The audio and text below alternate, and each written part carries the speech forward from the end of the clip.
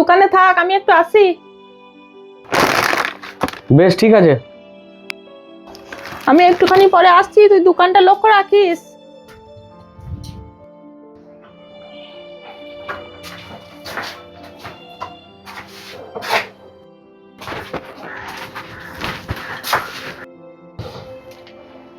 চলে এসছেন আপনি?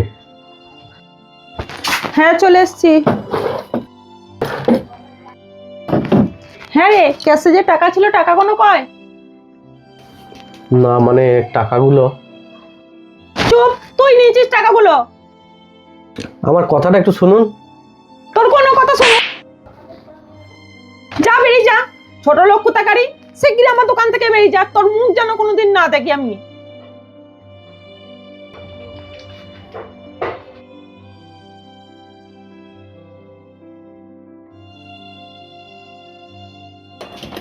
দোকানটা বন্ধ করে দি।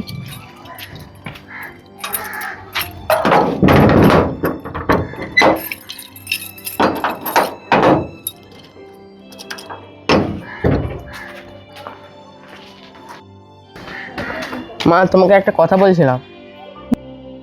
মা, তুমি যখন দোকানে ছিলে না তখন আমি ক্যাশ থেকে কিছু টাকা নিয়েছিলাম। তুই নিয়েছিলিস ক্যাশ থেকে টাকা? কেন রে, তুই আমাকে না বলে কেন টাকাটা নিলি? আমার তো টিউশনির টাইম হয়ে গেছিল, আর স্যারকে কিছু খাতা আনতে বলেছিলাম। স্যার সেই খাতাগুলো এনে নিয়েছে, তাই পয়সাটা লাগতো, এই জন্য নিয়ে গেছিলাম। তোমাকে তো দেখতে পাইনি, তাই ভাবলাম পরে তোমাকে বলে দেবো। বেশ ঠিক আছে, তুই বাড়ি যা। ঠিক আছে।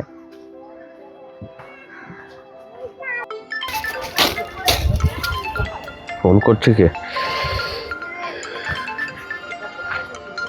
কি ব্যাপার দিদিমণি, দেখি কি বলছে। হ্যালো। এই, তুই কিছু মনে করিস না, কারণ তুই পয়সাটা নিয়ে নিস, আমি বুঝতে পেরেছি। পয়সাটা আমার ছেলে নিয়েছে। দেখ, আমি না বুঝে না তোর গায়ে হাতও তুলে ফেলেছি। তুই কিছু মনে করিস না। না ম্যাডাম, আমরা তো গরিব মানুষ, আমাদেরকে কিছু মনে করতে নেই গো। আর আপনি তো আমার কোনো কথাই শুনলেন না গো। আপনি কথা না শুনেই আপনি আমার গায়ে হাত দিয়ে দিলেন, আমাকে দোকান থেকে খেয়ে দিয়ে দিলেন। না, আমি কিছু মনে করিনি। বুঝতে পেরেছি তুই অনেক রাগ করেছিস। যাই হোক, ভুলটা আমারই হয়েছে, তুই কিছু মনে করিস না। তুই কাল থেকে কাজে আয়। না না ম্যাডাম, আপনাদের মতন বড় মানুষদের কি ভুল হয়? ভুল আমাদের মতন এসব গরিব মানুষদেরই হয়। আর একটা জিনিস মনে রাখবেন, আমাদের অর্থ না থাকতে পারে, পয়সা না থাকতে পারে, কিন্তু আমাদের মান সম্মানটা পয়সার থেকে অনেক বেশি। তাই যেখানে মান সম্মান নেই সেখানে আমি আর কোনোদিনই যাব না। আপনি কিছু মনে করবেন না।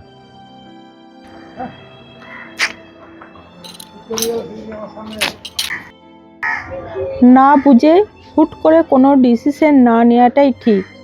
কারণ আমার একটা বিশ্বস্ত কর্মচারী আমার ভুলের কারণেই আমার কাছ থেকে চলে গেল। তাই এই রকম ভুল কিন্তু আপনারা কেউ করবেন না। আর এই ভুল থেকেই আমার জীবনে একটা বিরাট বড় শিক্ষা হলো।